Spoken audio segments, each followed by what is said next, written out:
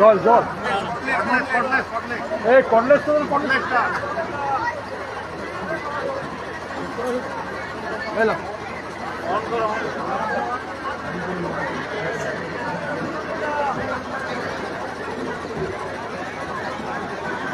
সমস্ত মায়েদেরকে নমস্কার।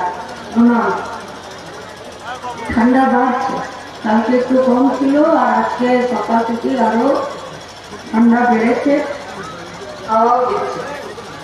বেশিরভাগ মায়েরা তো আজকে সব পিকআপ ভেঙে চলে এসছে, তাই না? তাহলে হাওয়া যত বাড়বে ঠান্ডা তত বাড়বে।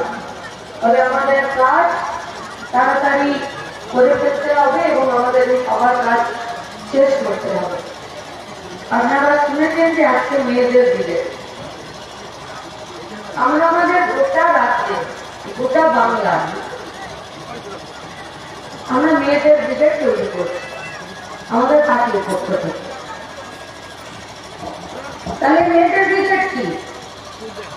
আমাদের পার্টির জেলা সম্পাদক কমরেড প্রদীপ রায় উনি বলেছেন যে কলকাতার ব্রিগেড আজকে মানবাজারে একটি সংস্করণ হিসাবে দেখা যাচ্ছে। আমরা এটা সবাই জানি, যারা আমরা আমাদের এই ঝান্ডাতে আমরা আমাদের পার্টিতে কাজ করি, যে কলকাতায় ব্রিগেড প্যারেড গ্রাউন্ড বলে একটা মাঠ আছে, সেখানে মিটিং মিছিল সমাবেশ হয়, আমরা যাই। আর আজকে এখানে আপনারা যা জমায়েত হয়েছেন সেটাও ব্রিগেডের থেকে কম না। আমরা মেয়েদের ব্রিগেড একটু আলাদা করে তৈরি করতে চাই। সোনামণি বলেছে যে ওরা শুধু বলে খেলা হবে, তারপরে সন্দেশখালি করে, তারপরে আরজিকর করে, তারপরে পরিযায়ী শ্রমিক। আর দেখুন পিছনে লেখা আছে মাইক্রো ফিন্যান্স রিলেট যাও। এখানে একটা মাইক আছে, যিনি বলতে চাইবেন তার হাতে আমরা মাইকটা দেব। এই মেয়েদের ব্রিগেড মানবাজার ব্লকে হচ্ছে, মানে শুধু মানবাজারের নয়, এই মেয়েদের ব্রিগেড আমাদেরকে পঞ্চায়েতে পঞ্চায়েতে তৈরি করতে হবে। কি হবে মেয়েদের ব্রিগেড? মেয়েদের ব্রিগেডে আপনারা থাকবেন।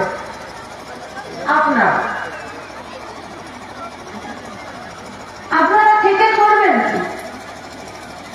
তাহলে পঞ্চায়েতের ব্লকের সমস্যার সমাধান করতে হবে। তাহলে আপনারা বলবেন যে তৃণমূলের থেকে তো এসেছিল, সরকার থেকে তো এসেছিল, আমার পাড়া আমার সমাধান এসেছিল। আমার পাড়া আমার সমাধান নামে সরকারের লোকজন পাড়াতে, স্কুলে, কমিউনিটি সেন্টারে প্যান্ডেল করে এসেছিল, আসেনি? কি গো মায়েরা, এসেছিল? এসেছিল? ওরা বলেনি যে আপনার পাড়াতে কিছু সমস্যা আছে আমাকে এসে বলুন? কারো মানে আসেনি, এইভাবে বলা হয়নি। হ্যাঁ,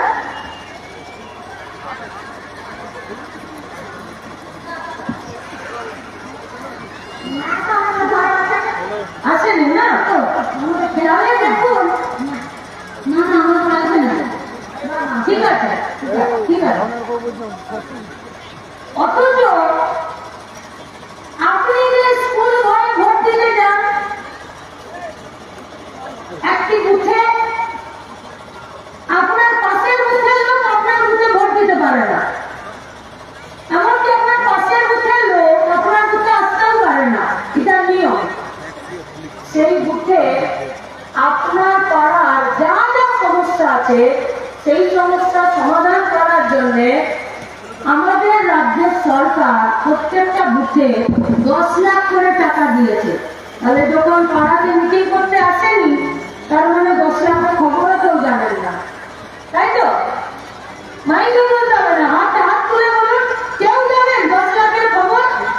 কেউ জানেন না? সে কি গো, তো 10 লাখ খরচা হয়ে গেল বলে পকেটে ঢুকে গেছে। তাহলে মানুষ না জানলে সরকারের টাকা কিছু নেতাদের পকেটে ঢুকে যায়। আর পাড়ার সমস্যা থেকে যায়, তাহলে এই 10 লাখের হিসাব দিতে হবে তো। এই 10 লাখ তো কারো নিজের টাকা নয়, কারণ বাবার জমিদারের টাকা কি 10 লাখ একটা উঠে। তাহলে গোটা পশ্চিমবঙ্গে 80,000-এরও বেশি বুথ আছে, সব বুথে 10 লাখ করে টাকা। তার মানে এত টাকা খেয়ে মেরে দিল কেউ জানে না, কিন্তু সরকারের হাত থেকে টাকা বেরিয়ে গেছে। এবারে আমরা আপনাদের কাছে এই সভা থেকে, এই মঞ্চ থেকে আমরা আপনাদের কাছে সমস্যা জানতে চাইছি। সিপিআই তো সরকারে নেই, সিপিআই তো বিধানসভাতে একটা এমএলএ নয়, সিপিআই তো দিল্লিতে পার্লামেন্টে এবারে কয়েকজন লাল ঝান্ডা এমপি আছে, কিন্তু পশ্চিমবঙ্গে কোনো একটা এমপি নয়। আমরা আপনাদের কাছে সমস্যা জানতে চাইছি, যেহেতু খুব ভিড় আছে তাই সবার কাছে মাইক যাবে না। আমরা জিজ্ঞেস করবো, কেউ হাত তুললে আমরা তার কাছে পৌঁছানোর চেষ্টা করব। এখানে কে কে আছেন যার ঘরের ছেলেগুলো বাইরের রাজ্যে কাজ করতে গেছে?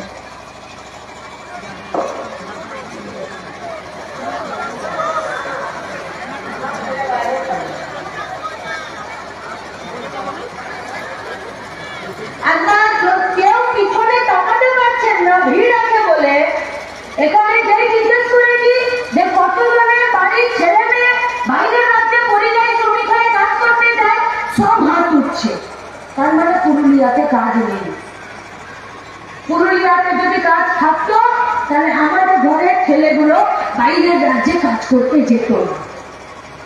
পুরুলিয়াতে ছেড়ে দিন, বর্ধমানে, বাঁকুড়াতে, মেদিনীপুরে যদি এই জায়গাগুলোতেও কাজ থাকতো তাহলেও আমাদের পশ্চিমবঙ্গ ছেড়ে বাইরে কাজ করতে যেত না। তাহলে গায়ে তো 100 দিনের কাজ ছিল, হ্যাঁ কি না ছিল? সকলে বলুন, ছিল গায়ে? কি হলো কাজটা? নেই, এখন হয় না। জব কার্ড নেই, জব কার্ড আছে কিন্তু জব কার্ডে কাজ নেই। এরকম একজন তো হাত তুলে বলুন, এরকম কারোর সাথে হয়েছে যে জব কার্ডে কাজ করেননি অথচ টাকা ঢুকে গেছে? একজন তো হাত তুলে বলুন। 2 বছর 3 বছর আগে জব কার্ডে কাজ করেননি কিন্তু টাকা ঢুকে গেছে, পঞ্চায়েত থেকে লোকজন এসে বলেছে তুই 1000 টাকা রাখ, বাকি টাকাগুলো আমাকে দিয়ে দে। এরকম কারোর সাথে হয়েছে? এইটাও হয়নি, এইটাও হয়নি। অথচ এই পুরুলিয়াতে লাখ লাখ কাজ করেছে, 1 টাকাও পাইনি। কাজ করেছ, টাকা এখন পর্যন্ত পাইনি, 5-6 বছর হয়ে গেছে। আমাদের দ্বিতীয় প্রশ্ন, এখানে তো আইসিডিএস এর কাজ করেন। আচ্ছা, দিনের জন্য কত টাকা দেয়? হ্যাঁ, 6.5 আর বাজারে ডিমের দাম কত? 1.5 টাকা থেকে দেবে কর্মীর পকেট থেকে। তাহলে দিদিমণিকে বলতে হবে যে আপনি যদি 8 টাকা ডিমের জন্য না দেন, অন্তত পক্ষে ফ্রিতে ডিম দেওয়ার বেলা একটা মুরগি অন্তত পক্ষে দিন। ডিমের জন্য যদি 8 টাকা না দিতে পারেন, 6.5 টাকা ডিমের জন্য দিচ্ছেন, অথচ বাজারে ডিমের দাম 8 টাকা, তাহলে 1.5 টাকা কর্মী পকেট থেকে কোথা থেকে দেবে? আইসিডিএস সেন্টার তো সরকারি প্রকল্প, তো তাহলে সরকারের ঘর থেকে টাকা আসার কথা। সরকার বলেছে ওয়ার্ডে মাদেরকে ডিম খাওয়াতে হবে, বাচ্চাদেরকে ডিম খাওয়াতে হবে, অথচ ডিমের জন্য 8 টাকা দেবে না 6.5 টাকা দেবে। 1.5 টাকা কে খরচা করবে কেউ জানে না, লাগে টাকা দিতে দৌড়িয়েছেন। কে দৌড়িয়েছে? আইসিডিএস এর কর্মী। নিজের পকেট থেকে টাকা দিতে পারলে সে কর্মী থাকবে, নইলে হয় পাড়ার মার খাবে, নইলে সরকারের মার খাবে। তাহলে আইসিডিএস এর কর্মীকে মার খাওয়ার জন্য ছেড়ে দিচ্ছে তো সরকার, আর নিজের পকেটের টাকা খরচ করার জন্য ছেড়ে দিচ্ছে সরকার। তাহলে তুমি যদি এই 1.5 টাকা দাওনি, দিতে পারছো না, তাহলে আমাদের দাবি খারাপ নয় যে তুমি ডিমের বাড়তি 1.5 টাকাটা দিচ্ছ না, অন্তত পক্ষে একটা মুরগি দিয়ে দাও খুশি ঘরে, অন্তত পক্ষে ডিম দেবে, সেই ডিম দিয়েই আইসিডিএস দেবো। আমার এখানে এর পরের প্রশ্ন, মাইক্রো ফিন্যান্স, বন্ধন ব্যাংক, নানান ছোট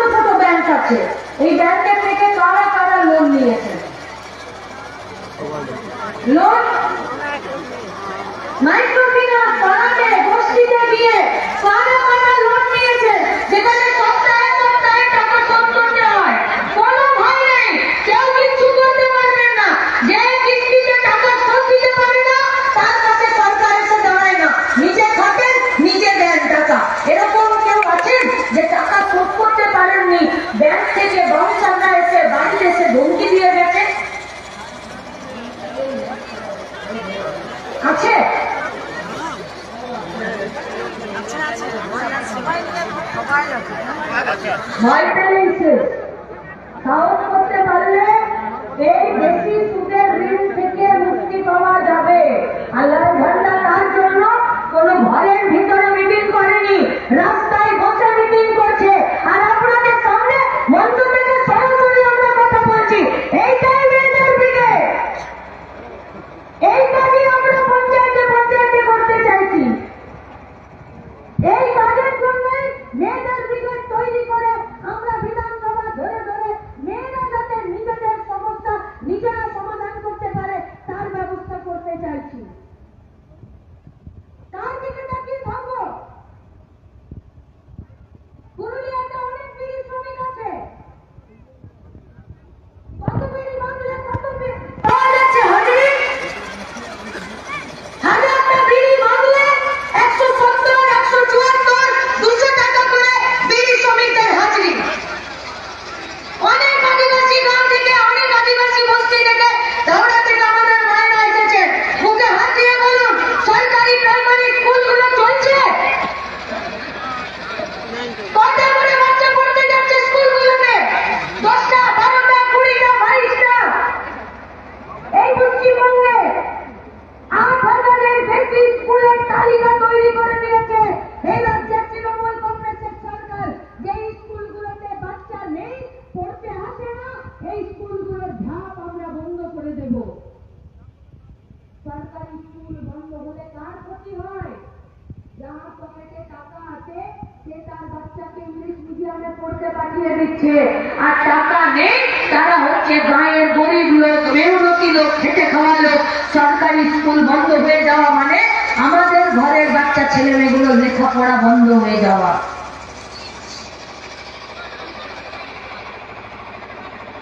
বিধবা ভাতা, বার্ধক্য ভাতা, লক্ষ্মীর ভান্ডার, কন্যাশ্রী, রূপশ্রী, আমরা একটা সরকারি প্রকল্পের বিরোধিতা করছি না।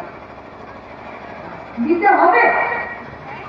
রোজগার নেই, কাজ নেই, গায়ের পর গা, মনোযোগগুলো নাই ঘরে, বাইরে রাজ্যে পড়ে আছে। ভাবতে গেলে এই তো যা যা ভাতা আছে, অনুদান আছে, তার উপরে ভরসা করতে হয়, নইলে সংসার চলবে না। আমরা একটা সরকারি প্রকল্পে বন্ধের জন্য আমরা এখানে কোনো ডাক দিচ্ছি না। আমরা একটা সরকারি প্রকল্প বন্ধ হয়ে যাবে তার কথাও বলছি না। আমরা এটাও বলছি না যে সরকারি প্রকল্প খারাপ, কিন্তু সরকারি প্রকল্পের একটা কাজ থাকে যে যতদিন মানুষ নিজের পায়ে দাঁড়াতে না পারছে ততদিন সরকারি প্রকল্প মানুষকে সাহায্য করবে। 15টা বছর পশ্চিমবঙ্গের তৃণমূল কংগ্রেসের সরকার চলছে, 15টা বছর।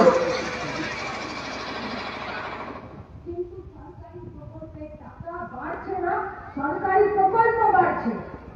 হাত তুলে বলুন না মায়েরা, হাত তুলে বলুন, যিনি লক্ষ্মীর ভান্ডার পান তিনি বিধবা ভাতা পান, যিনি বিধবা ভাতা পান তিনি লক্ষ্মীর ভান্ডার পান না, যিনি বৃদ্ধ ভাতা পান তিনি বিধবা ভাতা পান।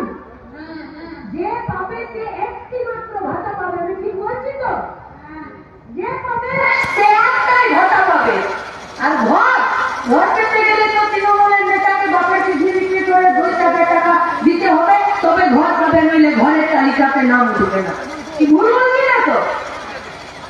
যার ঘর আছে তার 3-তলা 4-তলা বিল্ডিং হবে, আর যার ঘর নেই তার পায়ের নিচে ছাল মতো উঠতে যাচ্ছে যে তাদের ঘর ঘুরে আর পঞ্চায়েতে ঘুরে ঘুরে, কিন্তু ঘর পাওয়া যাচ্ছে না।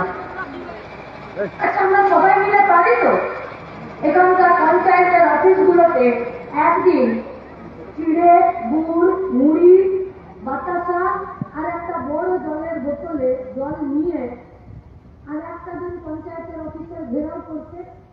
একটাই দাবি, একটাই দাবি, আমাকে ঘর দিতে হবে না, আপনাকেও ঘর দিতে হবে না। তোরা এতদিন ধরে টিকিট টিকিট করে ছবি তুলে বেড়ালি, কাগজ নিবি, তোরা এতদিন ধরে ঘরের জমির কাগজ নিবি, টিফিনি ছাপ নিবি, আধার কার্ড নিবি, ভোটার কার্ড নিবি, ব্যাংকের খাতা নিবি, পুলিশ দিয়ে ছবি তুললি, আমাকে ফর্ম ফিল আপ করালি, সব ভালো করেছিস। আমাদের কিচ্ছু দাবি নেই, আমাকে ঘর দিবি কি না দিবি সেটা পরের কথা। কথা। এখন তাদেরকে ঘর দিলে তাদের নামে তালিকাটা টাঙিয়ে দিত, শুধু ওই তালিকাটা দেখতে যাবো।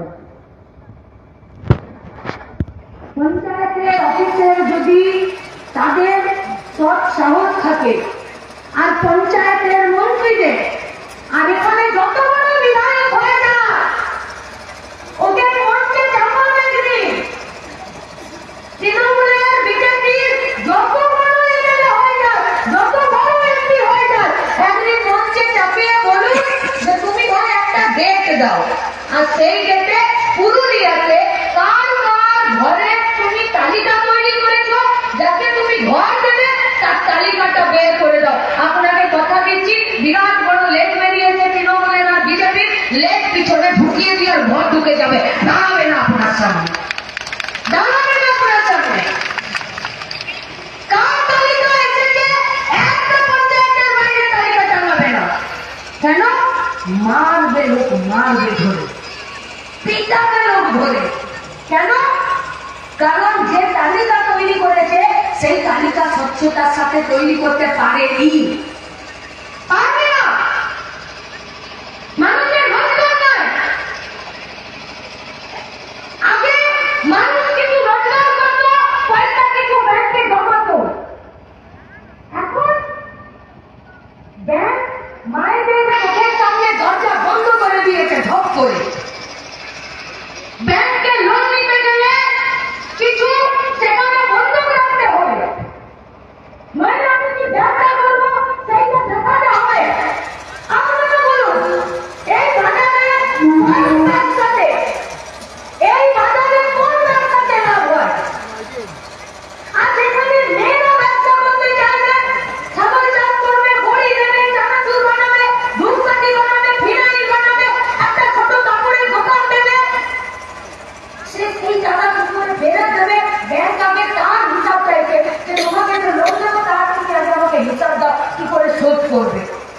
ব্যাংক যেই কম সুদে টাকা ধারের জন্য, যেটা সরকারি ব্যাংক, সেই ব্যাংক মেয়েদের চোখের সামনে ব্যাংকের দরজাটা ঝপ করে বন্ধ করে দিচ্ছে। যখন সে নিজের কাগজপত্রগুলো প্লাস্টিকে ভরে ঘরে আসছে, দেখছে পাড়াতে ছোট ব্যাংকগুলো, মাইক্রো ফিন্যান্সগুলো, বন্ধন ব্যাংকের মতন ব্যাংকের লোকগুলো সব পাড়াতে কিলবিল করে ঘুরছে। বলছে বড় ব্যাংক, সরকারি ব্যাংক তোমাকে লোন দিল না, আমি তোমাকে লোন দেবো।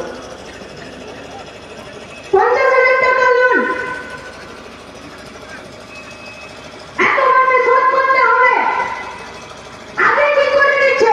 তোমাকে 50,000 টাকা লোন নিলে 70,000 টাকা সুদ শোধ করতে হবে। এই তো সব দোকানদাররা আছেন, সব দাদা ভাইরা আছেন, এখানে অনেক মায়েরা আছেন যারা আমাদের কথাগুলোকে ভিডিও রেকর্ডিং করছেন। এখন তো লিখতে হয় না, মুখে বলে দিলে হয়।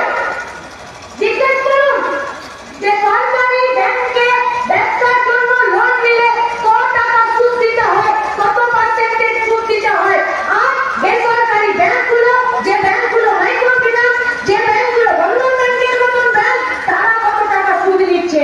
ওরা যদি 100 টাকায় 4 টাকা সুদ দিচ্ছে সরকারি ব্যাংক, তাহলে এরা 100 টাকায় 22 টাকা, 32 টাকা, 15 টাকা, 17 টাকা সুদ নিচ্ছে। আপনারা বলুন, গায়ে পাড়াতে যারা আপনারা লোন নিচ্ছেন, ধার নিচ্ছেন, ঋণ নিচ্ছেন, তো কানে ঝুমকা বানানোর জন্য নিচ্ছেন, বেনারসি কেনার জন্য নিচ্ছেন, মন্ডারিতে খাবার জন্য নিচ্ছেন না, দায় করে লোন নিচ্ছেন। বাচ্চার লেখাপড়া, ঘরের অসুস্থ মানুষের ট্রিটমেন্ট, একটা ঘর ভেঙে গেছে, ছাদ ফুটো হয়ে গেছে, সেটা ঠিক করতে হবে। বাচ্চাকে লেখাপড়া করতে গেলে স্কুলে কলেজে ভর্তি করতে হবে। গোটা দেশে তো এমন অবস্থা, পশ্চিমবঙ্গে তো এমন অবস্থা, যারা লোন নিচ্ছে তারা প্রতি মাসের দোকানের মাছ কামারি ভাতা পয়সা শোধ করতে পারছে না বলে লোন নিচ্ছে। এর কাছে লোন নিয়েছে, এর কাছে শোধ দিতে পারছে না, তো ওর কাছে লোন নিয়ে ওর কাছে শোধ দিচ্ছে, ওর কাছে শোধ দিতে পারছে না, তো আরেকটা ব্যাংক থেকে লোন নিয়ে ওর কাছে শোধ দিচ্ছে। শেষে 3টে ব্যাংক ওকে একদম চিবিয়ে খাচ্ছে। লোনের টাকা শোধ করতে না পারলে ঘরে বাউন্সার চলে আসছে।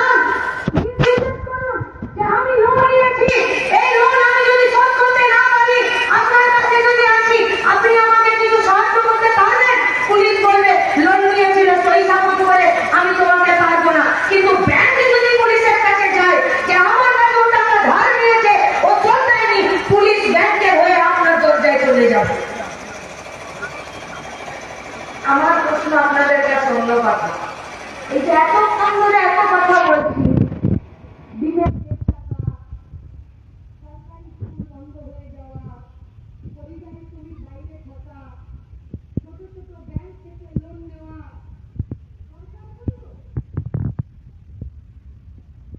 এইখানেই তো সরকারি থাকার কথা ছিল। দুয়ারে পাশে আসে না এখন?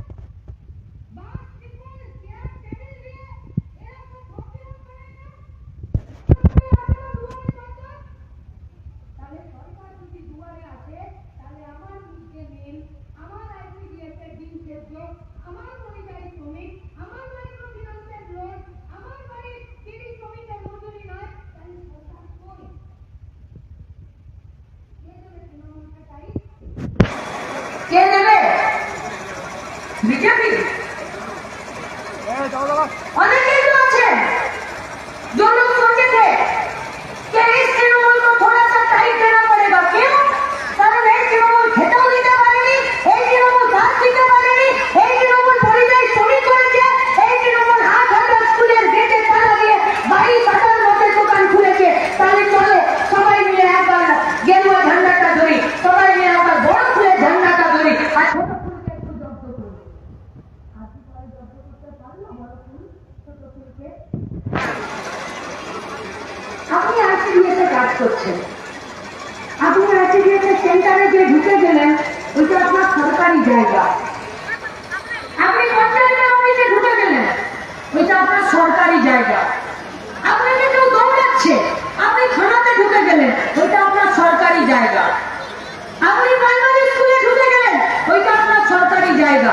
আপনি একটা হসপিটালে ঢুকে গেলেন, ওইটা আপনার সরকারি জায়গা। আপনি যেই সরকারি জায়গায় ঢুকে গেলেন, সেই আপনি নিরাপদ হয়ে গেলেন। আর আরজি করে একটা সরকারি ডাক্তারকে তারই ডাক্তারখানার ভেতরে গিয়ে রেপ করে খুন করলো সরকারি লোক। সিভিক ভলেন্টিয়ারটার ফাঁসি এই জেল হয়েছে না? আরজি করে ডাক্তার মেয়েটার ধর্ষণ হয়েছে, খুন হয়েছে, কে জেলে আছে? Civic volunteer. তো সিভিক ভলেন্টিয়ার তো সরকারি। তাহলে একটা সরকারি ডাক্তার সরকারি হসপিটালে সরকারি লোকের দ্বারা রেপ হয়ে গেল, খুন হয়ে গেল, তাই সরকারের নয়? রাস্তায় রেপ হয়েছে, জঙ্গলে রেপ হয়েছে, কোনো ফাঁকা জায়গাতে খুন হয়েছে, কোথাও গাড়িতে তুলে নিয়ে গিয়ে কিডন্যাপ করে দিয়ে রেপ করে খুন করে নিল না তো? মেয়েটা তো ডাক্তারি করছিল, মেয়েটা তো ট্রিটমেন্ট করছিল, মেয়েটা তো রাত ভোর ডিউটি করে দিয়ে দুঘন্টা বই নিয়ে বসেছিল পড়ার জায়গাতে। মেয়েটা সেইখানে রেপ হলো, খুন হলো, পোস্টমর্টম রিপোর্ট বেরোলো। পোস্টমর্টম রিপোর্টে কি বেরোলো?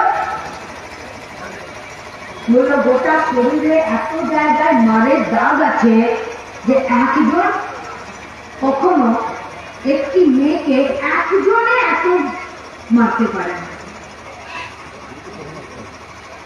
এই গলার যে হাড় আছে, এই হাড়টা ভেঙে গেছিল মেয়েটা। এই আমাদের কোমরের সঙ্গে পায়ের জয়েন্টে একটি হাড় থাকে, হাড়টার নাম পেলভিক। কোন একটা হসপিটালে যায়, পুরুলিয়া হসপিটাল আমি একবার গেছিলাম DYFI করার সময়। পুরুলিয়া হসপিটাল, আমাদের এক কমরেডের মা বা কেউ অসুস্থ ছিল, আমরা সবাই মিলে পুরুলিয়া হসপিটাল গেলাম। তো পুরুলিয়া হসপিটাল দেখে যা বুঝলাম, তাকে দেখলাম এখানে মানুষের চিকিৎসা হয় না, এখানে গরু ছাগল ভেড়ার চিকিৎসা হয়। এত নোংরা হসপিটাল কোথাও হয় না। কই তো বিধায়ক কই? তার মানে বিধায়ক পুরুলিয়া হসপিটালে ট্রিটমেন্ট করায় না। তার মানে এখানকার তৃণমূল বিজেপির নেতারা পুরুলিয়া জেলা হসপিটালে চিকিৎসা করায় না। তার মানে এখানে যাদের পকেটে টাকা আছে তারা পুরুলিয়া জেলা হসপিটালে চিকিৎসা করায় না। যদি এরা পুরুলিয়া জেলা হসপিটালে চিকিৎসা করাতো, তাহলে পুরুলিয়া জেলা হসপিটালটা ওই নোংরা নরকের মতন অবস্থা থাকতো না। কে কে গেছেন পুরুলিয়া জেলা হসপিটাল? আমি মিথ্যা বলছি? মিথ্যা বলছি? আচ্ছা, পুরুলিয়া জেলা হসপিটালে যদি 20টা ছেলে মেয়েকে চাকরি দিই আমরা, সরকার যদি পুরুলিয়া জেলা হসপিটালে 20টা ছেলে মেয়েকে শুধুমাত্র সুইপারের কাজ দেয়, পুরুলিয়া জেলা হসপিটালটা পরিষ্কার থাকতে পারে না? পুরুলিয়া জেলা হসপিটালটার এই অবস্থা, মানবাজার ব্লক, এখানে saint general hospital, health centre, sub centre, সব জায়গায় এক অবস্থা। অথচ এতগুলো সরকারি জায়গা, আমাদের ঘরে ছেলে মেয়েগুলো সব লেখাপড়া করছে, কিন্তু তাদের কাজের জায়গা নেই। ডাক্তার পোস্টমর্টম রিপোর্টে বলছে আপনি পুরুলিয়া জেলা হসপিটালে চলে যান, আপনি থানাতে যান, থানাতে গিয়ে পুলিশকে জিজ্ঞেস করুন যে আপনারা তো অনেক অ্যাক্সিডেন্ট কেস নিয়ে আসেন, আপনারা তো হসপিটালে ভর্তি করেন, পোস্টমর্টম হয়, মুর্দা ঘরে রাখে, ওটা ডেড বডির পেলভিক বোন ভাঙা আছে। মানবাজারের পুলিশ আমার বক্তৃতা শুনছে, মানবাজারের পুলিশকে আমরা বলছি যে যদি বুকে এখনো পর্যন্ত মানুষের জন্য দরদ থাকে, এই প্রশ্নের উত্তর দেবেন যে কটা ডেড বডি আপনারা পেয়েছেন যার কোমরের পেলভিক বোন ভাঙা থাকে। ওই ডাক্তার মেয়েটার কোমরের পেলভিক বোনটা ভাঙা ছিল, হাড়টা ভাঙা ছিল, যে পেলভিক হাড়টা একা একজনে ভাঙা যায় না। স্কুলে কলেজে পড়ে আমাদের বাচ্চা মেয়েগুলো, ওরা জিমন্যাস্টিক করে, ওদের দুদিকে দুটো পা ধরে নিয়ে ওরা খেলাতে হতে পারে। তার জন্য বিরাট এক্সারসাইজ দরকার, তার জন্য বিরাট চর্চা দরকার, তার জন্য প্রত্যেকটা দিন ব্যায়াম করতে প্রয়োজন হয়। আর কি করে যে ডাক্তার মেয়েটাকে ওরা ধর্ষণ করে শুরু করলো, সেই মেয়েটার ঠ্যাং দুটো ছিঁড়ে দিয়েছে।